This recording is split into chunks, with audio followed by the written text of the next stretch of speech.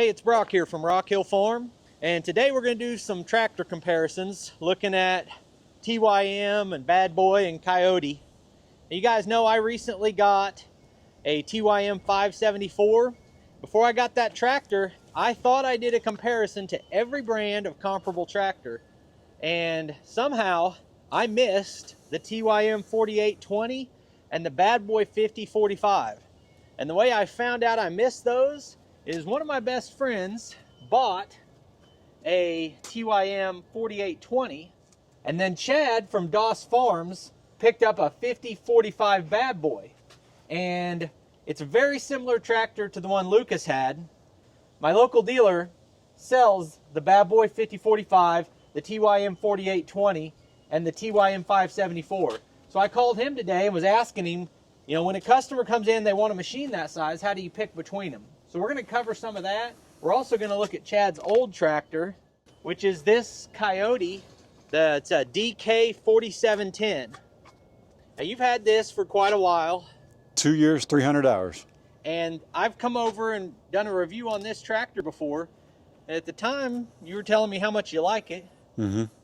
These Coyotes are really popular with everyone I've talked to. I still really like it, but I am amazed. I'm impressed. If you go watch any video prior to that Bad Boy, I set this up as that Bad Boy's got big shoes to fill. I've not been disappointed. I've not been let down. The only thing is, these tractors are just enough to lift a 6x6.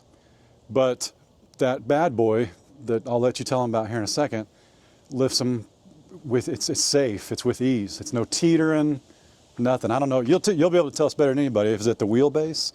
Is it the weight of the cab? You know, what is it? And I'm talking about on the front. We know they can do it on the back. Yeah.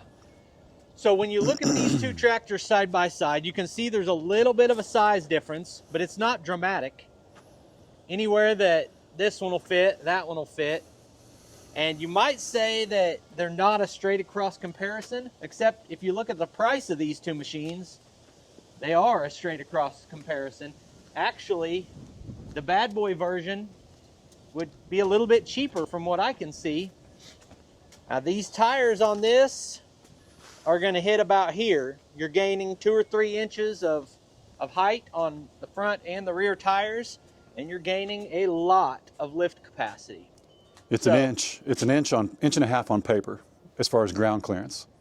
But I would assume with an inch and a half of ground clearance, all your implements are sitting higher. You know, and I know you can adjust things 100 different ways, but who doesn't own a tractor that wants to find that happy medium where it'll do the 6x6 bale plus your box blade? You know, nobody wants to adjust those 10 different ways. One thing to note too, this is standard on a Coyote, Yep. At least for this model. On this, it's not, but you do have 2 sets of rear remotes. And I haven't missed that yet unless I'm running an auger. Now, if you guys didn't catch what he was pointing at, it was the lever that raises and lowers this. Now, talking to Jake this morning, he said that this model is going to have that soon. That's he what I was said they're told. moving into adding that, but it is really nice to have this lever which raises and lowers your 3-point from off the tractor. Mm-hmm. Very handy for picking up. But are you saying you also run it from that sometimes? When I run an auger sometimes, I will set the auger, especially slow speed, fence posts, things like that.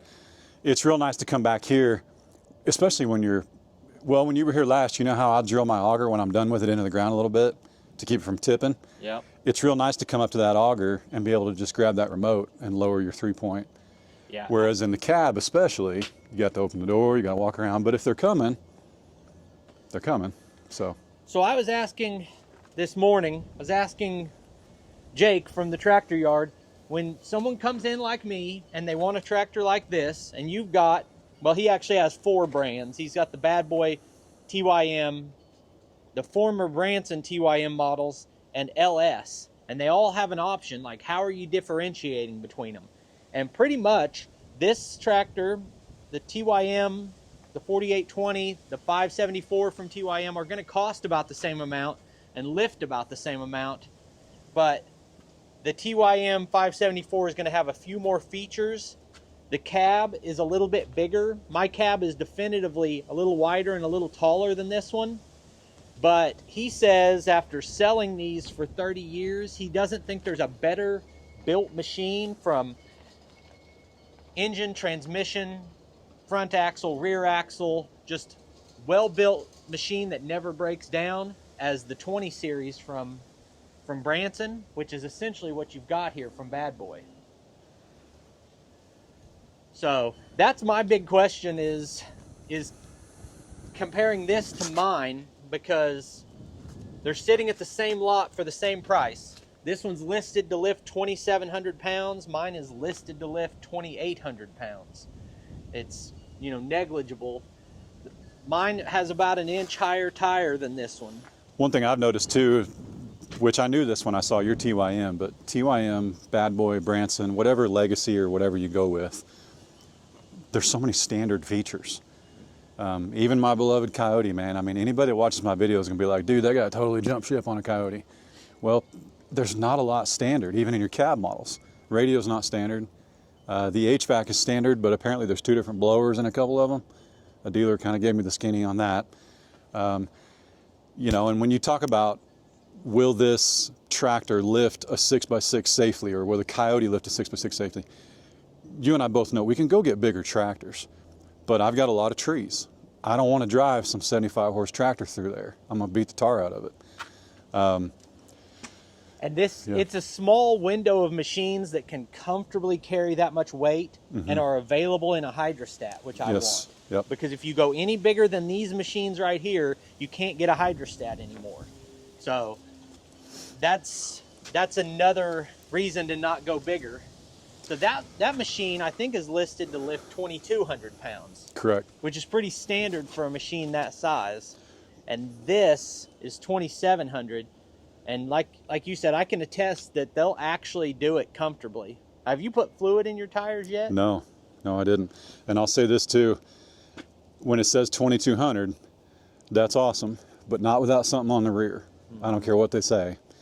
It'll lift on you, it'll get a little squirrely, and in the 300 hours I've owned that, I've never let my oldest boy, who's very competent, I've never let my oldest boy at 15 move anything bigger than a 5x6 bale. But I've got a couple 6x6s back there, and he moved them the other day, and zero issue with this one. We had a proper weight on the back, we had proper weight on the front. It never got squirrely, never got sideways. So when you think, I don't know, to some people when they see 300 or 400 pounds difference, which you said this one's 22 and 27, I'm sorry, 27 on the Bad Boy. A couple hundred pounds, I don't know that I would watch it too much. Man, you start getting around 500, 600 pounds of difference, that's huge. And the ground clearance, my son was able to put a 5x6 bale over our fence with the front spikes, rear was weighted with a bale, aimed downhill, and no problems. Bale just slid right off. I wouldn't let him do that with that Kioti for nothing. Yeah, I've been really impressed with that. So I carry logs. You're mostly carrying hay bales. I carry a lot of logs that might be the full 2,800. Correct. Or maybe even more. Well, and they're even lopsided. Yeah. Can be. Yeah. So you're up against... So for me, first thing I do is get fluid in the tires and always carry that rear implement. But you probably have a rear bale on a lot too. I do. I've got a massive one from last year that's soaked. It probably weighs 1,600 pounds. I just keep it back there. So the next question I asked Jake was, TYM makes almost this exact same machine. And Bad Boy makes it. So why buy the Bad Boy? And he had a couple different answers. One is this premium seat. It doesn't just look cool, but this is actually a heated seat. It's got nicer adjustable armrest. It comes standard with a nicer radio. And then they make their own loader. And then there's 2 other reasons. One, the Bad Boy just looks cool. But 2, you're choosing the Bad Boy dealer network, which is maybe the biggest dealer network in the country. That Bad Boy has more servicing dealerships than Kubota. That's crazy. And some guys, because I've already been in the Facebook groups, are a little hesitant because maybe this dealer's mowers only. However, they might only service mowers. They may not be in the tractor game yet, that particular dealership, but they can order the parts for you. So if you've got a dealer that's 30 minutes away, even if it's just mowers, so. And then that's only growing. And another thing, you can put whatever value you want on it, but this is an American company, and that matters to some people. They're all kind of made through the same supply chain, but it's an American company. All right, I think I'm gonna jump up in here. Your bun warmer's underneath your right hip. The button's about the size of a dime. Let's get your big old mitts back there. I didn't even know it had I see it now. I didn't even know it had the heated seat. Mm-hmm. So, any negatives so far? No. Neither you or I are small, but there's guys bigger than us. But you're talking that 6 foot to 6'5", 200 to 250. You know, any bigger than that, you might have some issues. The seat's all the way back, the wheels tipped all the way forward. But I kind of attribute it to, like you said, if I went with like a 73, 75 horse tractor with a shuttle shift, I might get a little more cab room, but I can't drive it through half my property.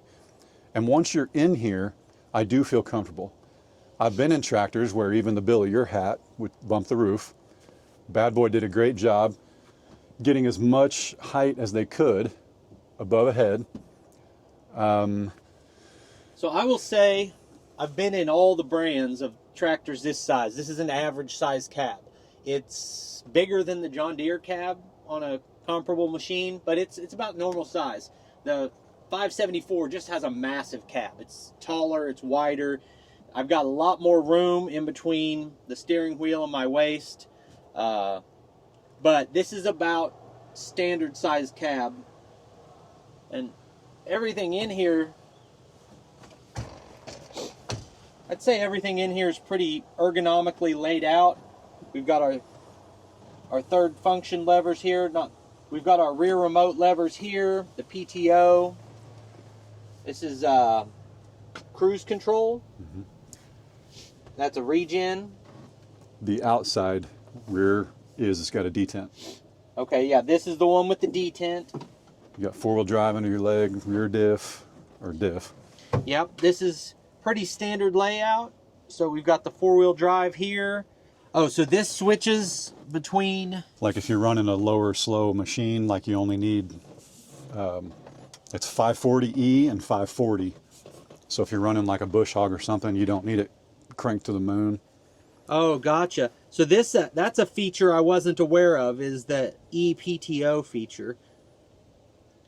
Interesting. To actually engage it like you saw is over there though. Yeah, makes sense. It does have, I think it's called, crap, Jake's going to call me out, Hypermax. That's the linked pedal. Yeah. Is that the right term? I keep saying hyperlink because I'm an IT guy by trade. Yeah, I know the linked pedal, John Deere calls it auto throttle. Most companies call it linked pedal.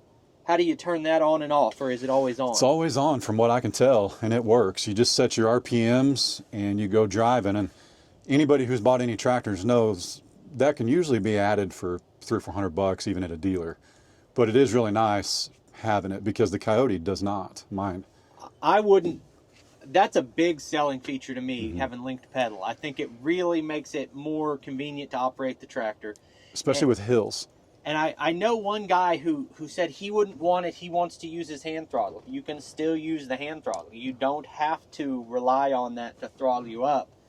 And if you're ever in a scenario where you don't want it, Jake showed me on mine where you can just pop a cable off in the engine compartment and disable it.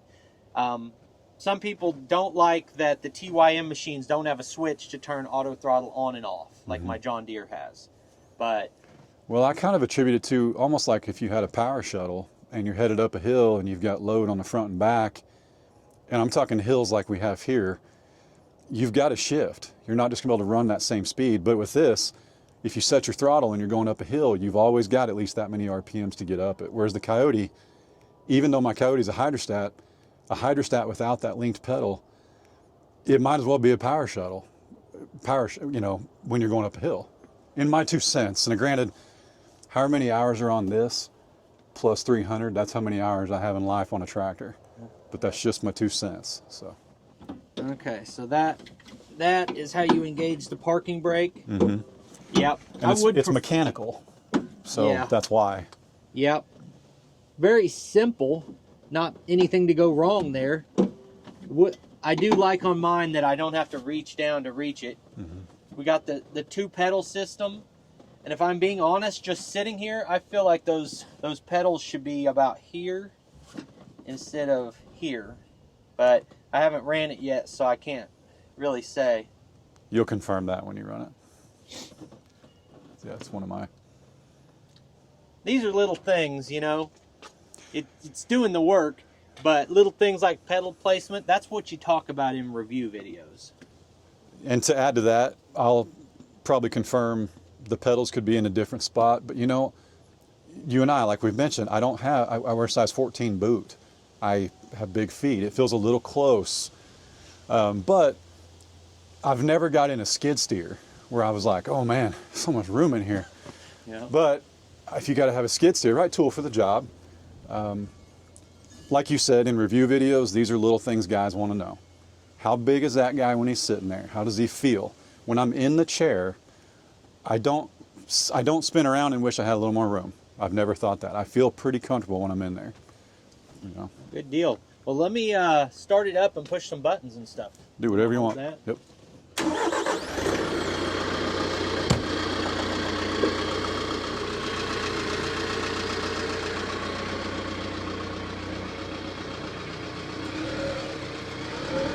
So if you guys follow the channel, you know that I'm partnered with the Tractor Yard, and they give special deals to my viewers.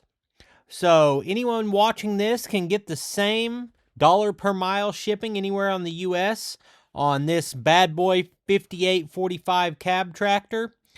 You can get the tractor for $36,900, which is a heck of a good deal, with the dollar per mile shipping and $1,500 credit towards implements. That almost sounds too good to be true, but that's what I've got here. So that's one heck of a deal. If you finance that, it's going to be under $450 per month with no money down.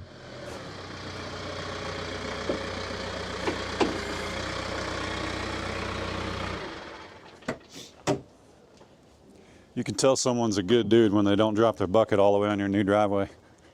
Well, a couple things that jump out to me as differences immediately is I like the way this loader moves better than mine.